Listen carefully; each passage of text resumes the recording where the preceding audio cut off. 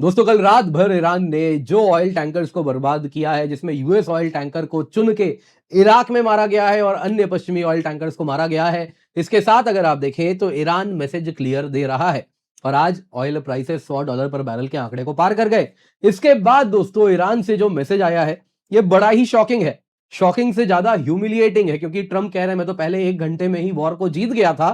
वो ईरान कह रहा है कि हमने सुना कि आपने ओमान के हवाले पीस की बात की ट्रंप से, और फिर उसी पर अगर आप देखें तो साफ साफ कहा अगर आपको पीस चाहिए तो हमारे 3 कंडीशंस हैं जो आपको मीट करने होंगे, जिसमें सबसे ज्यादा ह्यूमिलिएटिंग है कि अगर आपको पीस चाहिए तो जो आपने हमारा नुकसान पहुंचाया उसकी भरपाई कीजिए, पैसे दीजिए, वॉर डैमेजेस के रिपेरेशंस की मांग की जा रही है। अब दोस्तों ये जो न्यूज है आप देख सकते हैं भारत में बहुत ज्यादा कवर किया जा रहा है, लेकिन पश्चिमी मीडिया में सन्नाटा है। आप देख सकते हैं यदि हम पश्चिमी मीडिया देखें तो कल बहुत चर्चा हो रही है जो शिप अटैक्स हुए हैं ईरान के द्वारा गल्फ में, जिसमें ईरानियन अंडर वाटर ड्रोन ने यूएस ओन्ड ऑयल टैंकर को मारा। एक वीडियो भी है इस भयानक हमले का, जरा सा आप इसको भी देखें।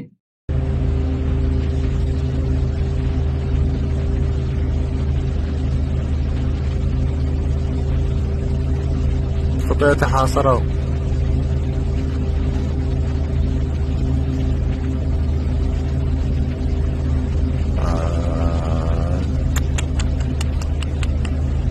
شو النار.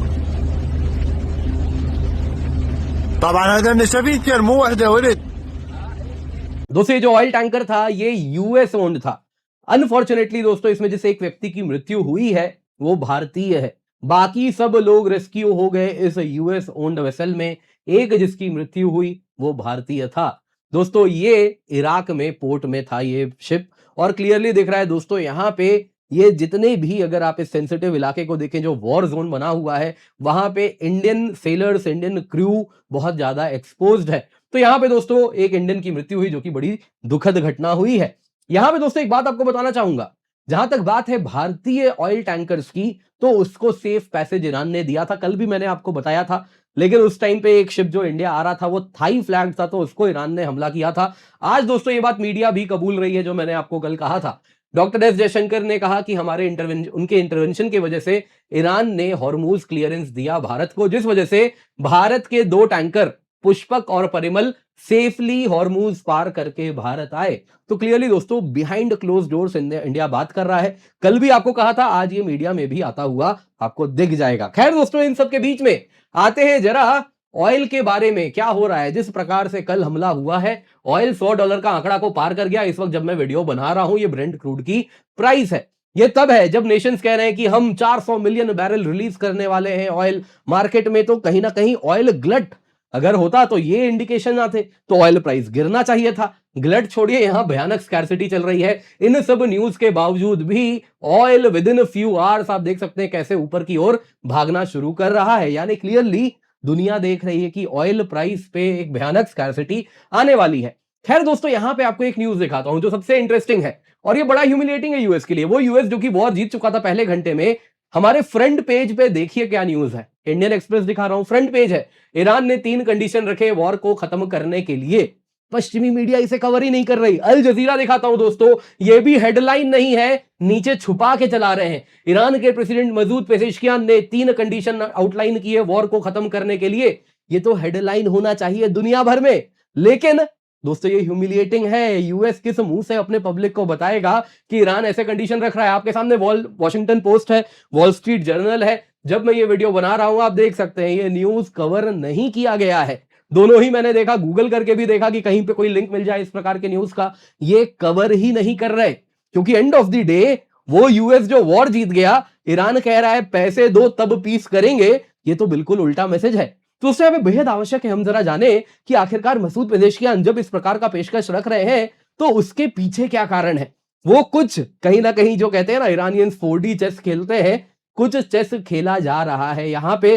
तो बिटवीन दी लाइंस जरा समझते हैं और क्या मैसेज दुनिया को, ईरानियंस को और अमेरिकन को दिया जा रहा है इस मैसेज से। एक एक चीज को देखते हैं और वो 3 कंडीशन क्या है, आइए आज के वीडियो में इसी पर चर्चा करते हैं। पर इससे पहले आगे बढ़े आपसे निवेदन है वीडियो लाइक करें, चैनल सब्सक्राइब करें, बेल आइकन अवश्य दबा दें। और साथ ही साथ बड़े गर्व के साथ आपको मैं बता रहा हूं इस बार यूपीएससी सीएससी 2025 रिजल्ट में अनअकैडमी लर्नर्स ने गजब परफॉर्मेंस किया है। जी हाँ, अगर आप देखें तो टॉप 10 में 8 लर्नर है, टॉप 50 में 32 है, टॉप 100 में 65 है, और तो और ऑल इंडिया रैंक 1 अनुज अग्निहोत्री हमारे ऑनलाइन क्लासरूम प्रोग्राम के ही स्टूडेंट हैं। यहाँ पे आप देख सकते हैं दोस्तों, बहुत सारे लर्नर्स हैं जो कि टॉप 10 में आप देख सकते हैं, जो कि अनअकैडमी के प्लेटफॉर्म लर्नर्स हैं काफी इनमें, और आप देख सकते हैं online classroom program platform learner, बहुत सारे हमारे स्टूडेंट्स हैं जो कि इसमें रैंक लाए हैं। दोस्तों यहाँ पे आपको बताना चाहूंगा कि इसके साथ अनअकैडमी का जो सब्सक्रिप्शन है ये क्वालिटी सब्सक्रिप्शन है जो कि एग्जाम क्लियर कराता है। आप लर्नर्स जो हमारे रिजल्ट ला रहे हैं वही सब कुछ बता रहा है। यहाँ पे दोस्तों आपको कह देता हूं, इस वक्त आपके लिए हम लोएस्ट एवर प्राइस लेकर के आए सब्सक्रिप्शन में 16,999। जी हाँ, 1 साल की सब्सक्रिप्शन मिल रही है जिसमें आपको 60% ऑफ प्लस डबल वैलिडिटी मिल रहा है, और इस वजह से दोस्तों आपको ये कीमत मिल रही है। यूज द कोड KC10 यानी KC10 ताकि आपको ये डिस्काउंट मिल सके। इसके सिवा दोस्तों ये ऑफर 13 मार्च को खत्म हो जाएगा। अगर आप 18 महीने या उससे अधिक की सब्सक्रिप्शन लेते हैं तो आपको CSC एश्योर भी मिलता है, जिसका मतलब है फॉर एनी रीजन अगर आप एग्जाम नहीं क्रैक कर पाए तो कोई बात नहीं, आपको एक्सटेंशन हम देंगे subject to terms and condition, जो दिखाता है आपने मेहनत की है। तो जरूर जाएं, पिन कमेंट में लिंक है, अवश्य जाके जुड़ जाएं। दोस्तों कल ईरान ने हॉर्मूज में भयानक हमला किया, 11-12 मार्च की रात की बात है। Multiple commercial vessels, Persian gulf, straight of Hormuz, यहां तक कि अरेबियन सी, हर जगह हमला किया गया है। ऑयल टैंकर्स, कार्गो शिप, सबको हमला किया गया है। जो भी जहाज यदि पश्चिमी है, स्ट्रेट ऑफ हॉर्मूज से गुजर रहा है, उस पर हमला किया गया। 3 से 5 वेसल को कल उड़ाया गया, जिसमें अगर आप देखें तो इराकी टेरिटोरियल वाटर्स में उनके पोर्ट में लगा हुआ अमेरिकन जहाज, उसको भी इन लोगों ने दोस्तों टारगेट किया है। आप देख सकते हैं दोस्तों, यहां पे आप जैसा देख रहे हैं ये ईरान है, यहां पे इराक है, और इसका छोटा सा यहां पे सी कोस्ट लग रहा है पर्शियन गल्फ में। यहां पे दोस्तों पोर्ट है समुद्र किनारे, वहां पर भी हमला किया गया, और उसी में अगर आप देखें तो अमेरिकन वेसल था वहां पर, वो उस वक्त पोर्ट में था, उसको उन्होंने टारगेट किया है। और इसमें अगर आप देखें तो कई जहाज हैं। मयूरी कल ही आपको बताया गया था, थाई फ्लैगशिप था, पहले उसको बल्क कैरियर था, उसको कल उन्होंने टारगेट किया। उसके बाद दोस्तों अगर आप देखें तो जेफिरोस जो कि ग्रीक ओन्ड था, ऑयल टैंकर था, उसको इन्होंने टारगेट किया। फिर अमेरिकन यूएस बेस्ड वेसल है सेफ सी विष्णु, उसको सुसाइड बोट से अटैक करके मारा गया है। फिर अगर आप देखें तो स्टार जो कि अगेन यूएस है, मार्शल आइलैंड्स फ्लैग्ड है, कार्गो शिप है, प्रोजेक्टाइल स्ट्राइक किया और उसमें भी आग लगी। फिर वन मैजेस्टी जापान फ्लैग्ड है, कंटेनर शिप है, इसको ड्रोन से मारा गया। इस तरीके से अगर आप देखें तो ईरानियन फोर्सेस कॉम्बिनेशन यूज कर रहे हैं, किसी को प्रोजेक्टाइल से मार रहे हैं, किसी को ड्रोन से।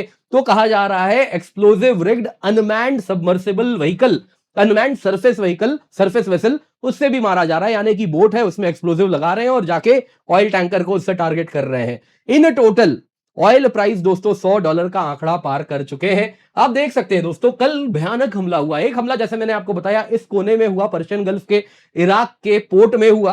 तो दूसरे तरफ दोस्तों यहां पे आप देख रहे हैं ये ओमान है, पोर्ट ऑफ सलाला है, यहां पे इनका जो ऑयल डिपो है इसको टारगेट किया गया। यानी कि आप अगर देखें तो ईरान यहां से लेके ओमान के निचले कोने तक पूरा का पूरा Persian Gulf, Gulf of Oman, Arabian Sea, हर जगह टारगेट कर रहा है।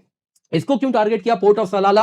कारण क्या है दोस्तों, ये एक कॉन्ड्यूट बन रहा है जहां से ऑयल फर्दर इनके रीच को बाईपास करके दुनिया को एक्सपोर्ट कर रहे थे। तो यहां पे ऑयल डिपो ही उड़ा दिया कि अब करो दुनिया को तेल बेचो। तो इस वजह से दोस्तों भयानक हमला ईरान यहां पे कर रहा है। तो क्लियरली ईरान दिखा रहा है कि एक पोजीशन ऑफ स्ट्रेंथ उसकी बन रही है। और इस वक्त 3 डिमांड रखे जा रहे हैं। कल मीडिया में आया था कि ओमान के हवाले से ट्रंप ने कहा कि चलिए अगर ईरान को सीज फायर चाहिए तो बताइए। तो आज ईरान ने कह दिया, आप देख सकते हैं मसूद पेजेश्कियान, इनका ये ट्वीट है कि मैंने रशिया और पाकिस्तान के लीडर से बात किया और उस वक्त मैंने रिफर्म किया कि हां ईरान कमिटेड है पीस के लिए और एकमात्र तरीका इस वॉर को खत्म करने का है, वो वॉर जो कि जायनिस्ट और यूएस ने भड़काया है, उसको खत्म करना है। तो ये 3 अधिकार हैं जो आपको पूरे करने होंगे। क्या है वो 3 डिमांड ईरान के? पहला है दोस्तों, ईरान के लेजिटिमेट राइट्स को रिकॉग्नाइज कीजिए। मतलब क्या है? मतलब है कि ईरान एक सोवरेन कंट्री है तो उस वजह से उसके काफी अधिकार बनते हैं, वो सबको परस्यू करेगा। जैसे कि न्यूक्लियर राइट, कि हां हम न्यूक्लियर फ्यूल जो भी है उसको अगर आप देखें तो फर्दर एनरिच कर सकते हैं। जो अधिकार दिए गए इंटरनेशनल एटॉमिक एनर्जी एजेंसी के द्वारा वो हम कर सकते हैं, भले बॉम्ब नहीं बनाएंगे लेकिन एनरिच कर सकते हैं। तो वो अधिकार जो है उसको हम पूरा करेंगे। वैसे ही अगर एक सोवरेन कंट्री है तो आसपास में बाकी देशों के साथ हम रिश्ते भी रखेंगे, रीजनल इन्फ्लुएंस भी रखेंगे, तो बाकी देशों के साथ भी रिश्ते रखेंगे। तो ये सारे अधिकार मेरे पूरे होंगे। दूसरा, रिपेरेशंस, कॉम्पनसेशन कीजिए। ये वॉर जायनिस्ट रिजीम और यूएस ने शुरू किया है, और जिस वजह से हमारा इंफ्रास्ट्रक्चर बर्बाद हुआ, सिविलियन कैजुअलिटीज हुई, इकोनॉमिक लॉसेस हुए, तो ये सब हमें इसकी भरपाई चाहिए।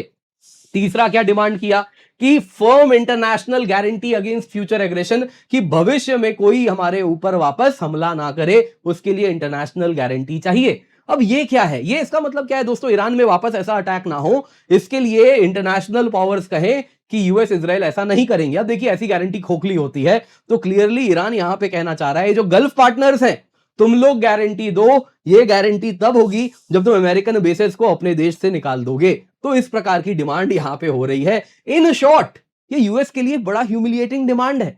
वो पावर जो कह रहा है वो वॉर जीत गया, उसके सामने ऐसी डिमांड रखना, ये कहीं से भी वो पावर तो नहीं लग रहा जो हारा है, और वो भी ऐसे टाइम में जब ईरान अपने पत्ते रखना शुरू कर रहा है, ऑयल प्राइसेस को ऊपर चढ़ाना शुरू कर चुका है।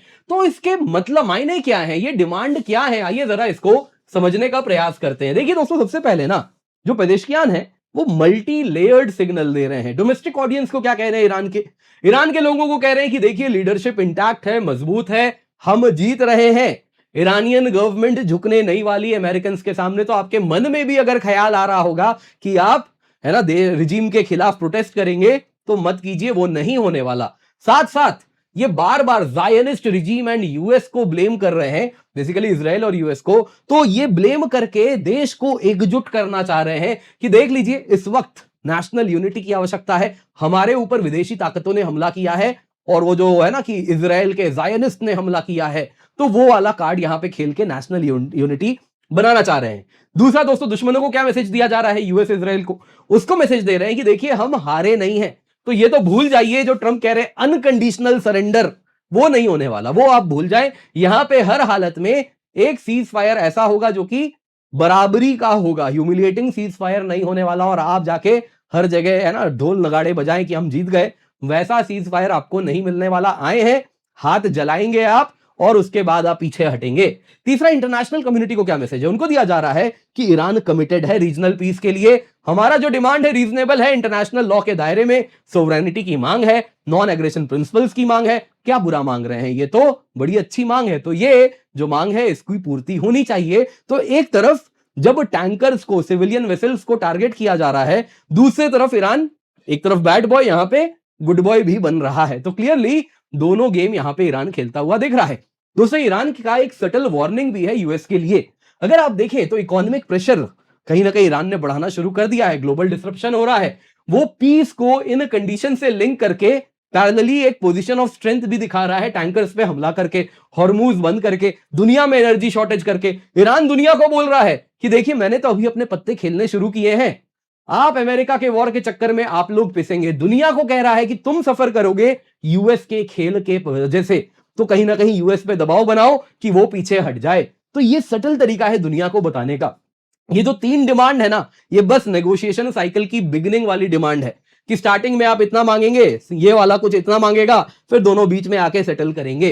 तो कुछ वही चीज यहां पे हो रही है। ये लॉन्ग ड्रॉन नेगोशिएशन प्रोसेस है, ये बस अपना पोजीशन ऑफ स्ट्रेंथ सामने वाले को दिखा रहे हैं ताकि नेगोशिएशन कुछ बीच पे हो पाए। Iranians are very famous negotiate करने के लिए। तो बस वही नेगोशिएशन यहां चल रहा है। दोनों ही parties end of the day respectable exit चाहते हैं, दोनों पार्टीज घर जाएं बोले हम जीत गए, वही बताना चाहते हैं। सच तो ये है, यदि ईरानियन रिजीम सर्वाइव कर गई तो वो सच में ये वॉर जीत चुके हैं, क्योंकि एंड ऑफ द डे जो गोल था वो यही है, रिजीम टॉपल करना। और ये वॉर गोल, यदि ये ऑब्जेक्टिव यूएस नहीं अचीव कर पाता है और ईरानियंस इतने में ही यूएस को, इजराइल को पीछे धकेल दिए, तो क्लियर है ईरान वॉर जीत चुका है। तो उनके लिए तो इतना ही, अगर एग्जिट भी इतना मिलता है तो भी वो वॉर जीत रहे हैं। देखना है यूएस इसको कैसे स्पिन करेगा। आप देख ही चुके हैं, ट्रंप ऑलरेडी स्पिन करना शुरू कर दिया, हम तो पहले 1 घंटे में जीत गए थे, वॉर हम जीत चुके हैं, सब कुछ सही है, जीत गए हैं। तो दोनों पार्टीज अब वो वाला खेल जल्दी खेलना शुरू करेंगे, ऐसा लगना शुरू हो चुका है।